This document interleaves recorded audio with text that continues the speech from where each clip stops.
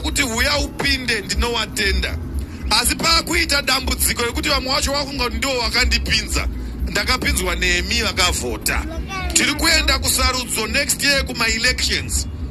Kwatakatobvumirana kumusangano weZANU-PF kuti candidate yedu ndiva Mugabe pachigaro chapresident.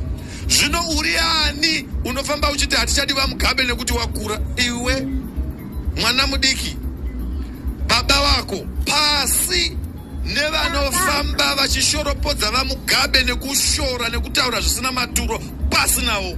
Hakuna pazera redu anoti bufu kuti vaMugabe hatichavadi. Iwe mwana mudiki woswera uchiti hanzi hatichada vaMugabe nekuti vakura pasi nazvo. Ndakataura kuno kuti munoda 1 day here doro kana munoda 7 days. Moda 1 day here kana moda 7 days. 7 days ka nekuti ndiyo yaita sei. Pane vanomwa whisky here pano. Munoda whisky 5 years here kana munoda 20 years. Zvino vaMugabe whisky mhando yapamusoro-soro. Ndo yatoda iyoyo, ndo inofana kuramba iripo, ndo inonaka, ndo ine wisdom, ine njere, inotikudza, inotipa mazano, yaona zvese, kwete whisky ye1 day. Kana Afrika yese inoziva kuti vaMugabe mutungamiri wemhando yapamusoro-soro. Ndechekuti tinoda kuti vaMunangagwa varambe varipo vachitonga kusvika gore ra2030. Makati imi moda kuti vaMunangagwa varambe varipo nekuti muri kutarisa kunge Zimbabwe inhandare yebhora. Muri kuona number 19 ari kungomwisa 10 minutes hadzisi kupera wakupidza chibodzwa. Dzimwe dzenouya apidza chimwe chibodzwa. Mukatariwa mutambo ngauenderere mberi, number 9 ngaarambe aripo, hapana substitute. Ndo zvamakataura, ndo zvamuri kuda. Saka taenda kuconference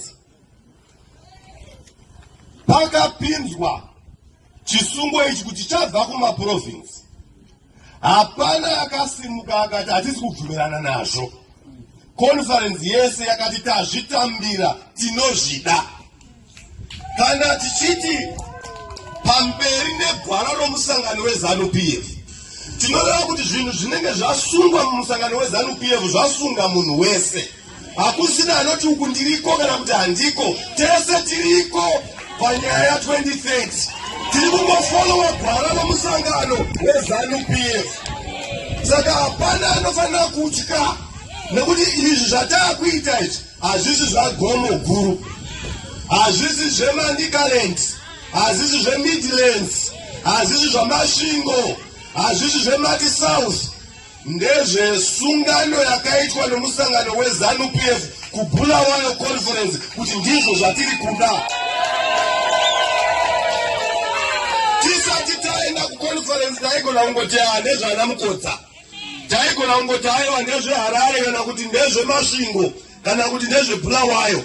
Iye zvino hatina mukana iwo, ndezveZANU-PF zvakatsungwa navanhu veZANU-PF. Ruzhinji ndo zvavakati zviri kuda.